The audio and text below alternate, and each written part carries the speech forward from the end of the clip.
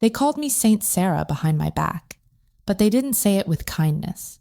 They said it with a sneer, the kind of smile that doesn't reach the eyes. Greetings, friends. Before I share this chapter of my life, a chapter about the fire of mockery and the cool water of truth, I ask you to support this channel. Please subscribe and hit the like button. It helps these testimonies reach hearts that need them. And tell me in the comments, have you ever felt alone in a crowded room because of what you believe? I read every comment and I pray for you. Now, let's begin. The elevator doors to the 40th floor of the impossible glass tower always opened with a cheerful ding, a sound that felt like a lie. Every morning at 8 I stepped out into the lobby of Sterling and Hearth, the city's most aggressive marketing firm. The air always smelled of expensive espresso and fear. I was 45 years old, a senior copywriter, and a dinosaur in an industry that worshipped youth. But it wasn't my age that made me an outsider. It was my Bible. I kept it on the corner of my desk. It wasn't large or flashy. It was a small, leather-bound book with worn edges and a ribbon marker that was fraying at the bottom. I didn't preach. I didn't force tracts on my colleagues. I simply read a psalm during my lunch break while eating my turkey sandwich. That was enough to make me a target. The ringleader was Julian. He was 28, brilliant, handsome, and cruel. He wore suits that cost more than my car, and he had a laugh that sounded like glass breaking. He had just been promoted to creative director, making him my boss. Earth to Saint Sarah, Julian's voice cut through the open plan office one Tuesday morning. I looked up from my computer. The office went quiet. It always did when Julian was bored and looking for entertainment. I'm reviewing your copy for the tequila campaign, he said, leaning against my desk, invading my space. He held my printout by the corner as if it were dirty. It's a little dry. Lacks that spirit of debauchery we're looking for. Did you pray over this one? Maybe ask the big guy for a headline? A ripple of giggles went through the room. The younger interns covered their mouths. I wrote what the client asked for, Julian, I said, my voice steady, though my heart was hammering against my ribs. They wanted elegance, not debauchery. Right, Julian smirked, dropping the paper onto my keyboard. Elegance, purity. We can't all be as holy as you, Sarah. Tell me, is it exhausting, being perfect in a room full of sinners? I never claimed to be perfect, Julian, I replied quietly. Just forgiven. Oh, spare me the Sunday school lesson. He rolled his eyes, turning his back to me to address the room. Listen up, everyone. Sarah is going to pray for our sales figures, so nobody needs to actually work today, right? The room exploded in laughter. I felt the heat rise up my neck, burning my cheeks. I looked down at my hands, resting on my keyboard. I wanted to cry. I wanted to scream. I wanted to pack my box and leave. But I remembered the verse I had read that very morning. Blessed are you when people insult you, persecute you, and falsely say all kinds of evil against you because of me. I took a breath. I didn't leave. I went back to work. The mockery didn't stop there. It was small things at first. My Bible would go missing, only to be found in the recycling bin. Someone changed my screensaver to a picture of a devil. When we had team lunches, they would forget to invite me, leaving me alone in the break room while they laughed at a bistro down the street. It was lonely. There were days I drove home gripping the steering wheel, tears streaming down my face, asking God, why? Why did you put me here? Why can't I work somewhere safe, somewhere kind? But God remained silent. He just gave me enough strength for one more day, just one more. Then came the Obsidian project. It was the biggest contract in the firm's history. A tech giant wanted to launch a new privacy security system. The budget was millions. Julian was leading the pitch, and he was stressed. His charm was wearing thin, revealing the panic underneath. I need data, he shouted one Friday afternoon, slamming his hand on the conference table. The client wants proof that our demographic testing shows a 40% interest rate. We're currently sitting at 22%. Fix it. The room was silent. We all knew fix it was code for fake it. Julian's eyes scanned the room and landed on me. Sarah, He smiled, a shark-like smile. You're good with words. Massage the numbers. Write a narrative that makes 22% look like the next global revolution. And round up the data points. Generously. I looked at the spreadsheet on the screen. It wasn't just rounding up. It was lying. It was fraud. I can't do that, Julian, I said. The silence in the room became heavy, thick enough to choke on. Excuse me? Julian whispered. I can write a compelling narrative, I said, my voice trembling slightly but clear. But I won't falsify the data. It's dishonest. And if they find out, it will destroy the firm's reputation. Julian laughed. It was a cold, dry sound. Honesty, he scoffed. Look at her, everyone. Saint Sarah thinks her morals are going to pay the rent. Sarah, this is the real world. In the real world, we do what is necessary to win. Now, are you refusing a direct order? I'm refusing to lie, I said. Julian's face went red. He leaned in close, his voice a hiss. Fine. If you're too holy to work, then get out of my sight. You're off the project. In fact, move your desk to the back storage room, the one without windows. Maybe the darkness will help you pray better. He exiled me. For 3 weeks, I worked in a converted closet filled with old file boxes and a printer that smelled of ozone. I had no window. I had no team. I was completely isolated. When I walked to the bathroom, people looked away. They were afraid that if they talked to me, Julian's wrath would turn on them. I was a pariah. I sat in that small room, and the enemy started to whisper to me. You were a fool, the voice said. You ruined your career for nothing. Julian is going to win. He's going to fake the numbers, get the bonus, and you'll be fired. Where is your God now? I opened my Bible. I read about Daniel in the lion's den. Daniel didn't fight the lions. He didn't argue with the king. He stood firm, and God shut the mouths of the beasts. Shut the mouths of the beasts, I prayed. Lord, I am just a copywriter. I don't know how to fight this, but I will not bow. The day of the big pitch arrived. The CEO of the tech giant, a man named Mr. Sterling, a different Sterling from the story you heard before, but a man of equal gravity, came to our office with his team. Julian was glowing. He strutted around the office like a peacock. He had fixed the numbers himself.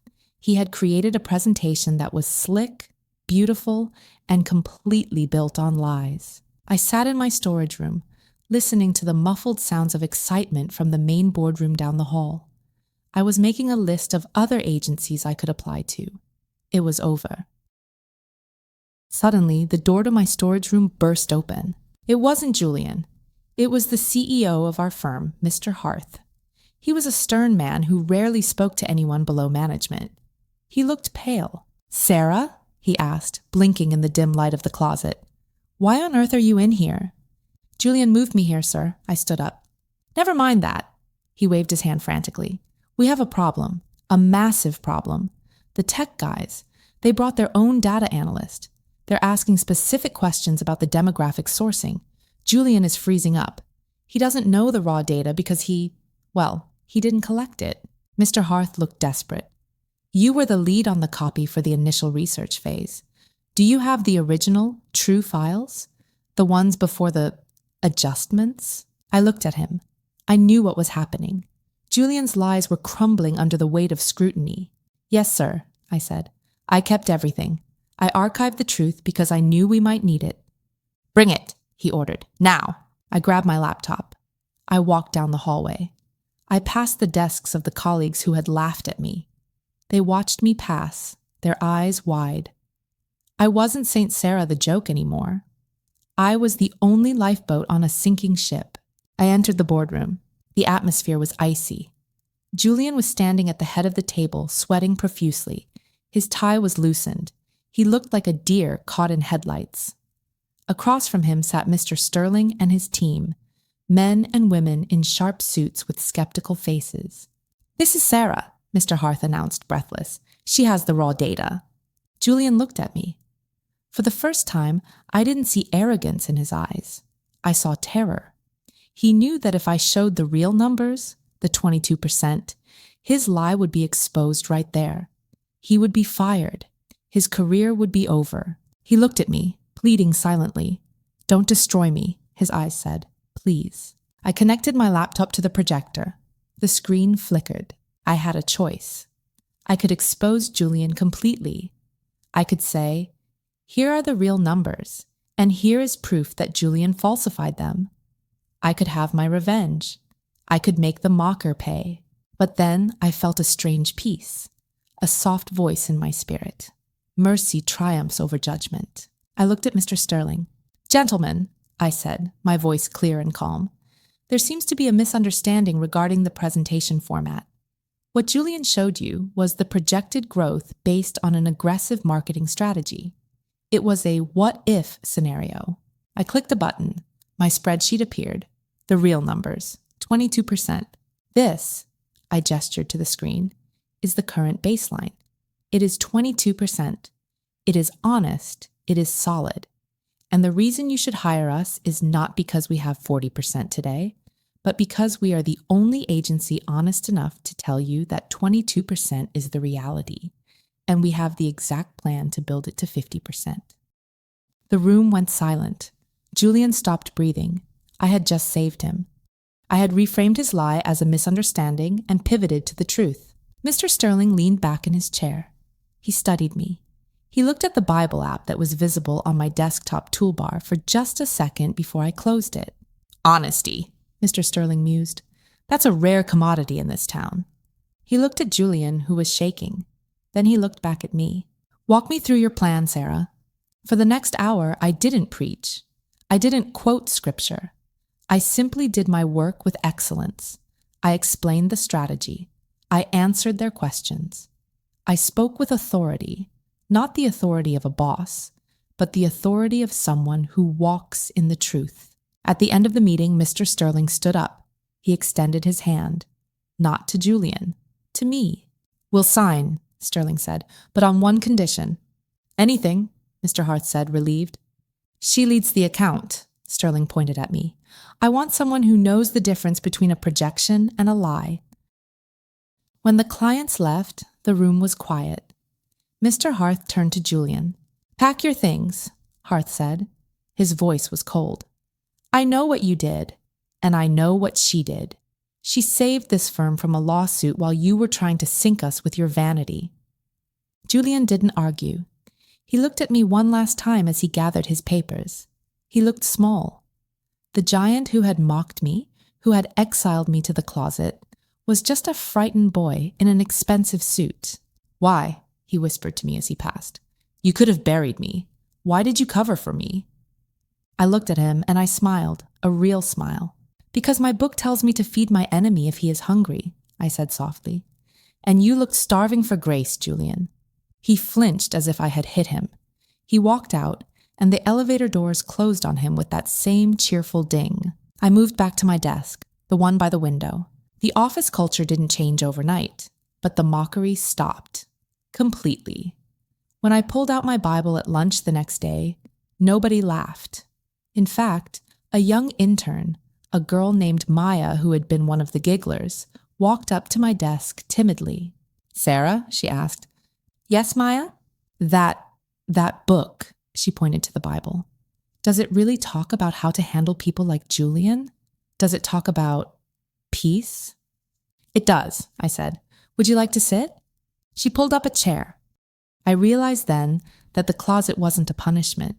It was a preparation. The mockery wasn't a rejection. It was a test of the foundation I stood on. My dear listeners, you might be in a hostile place right now. Your family might mock your faith. Your coworkers might call you names.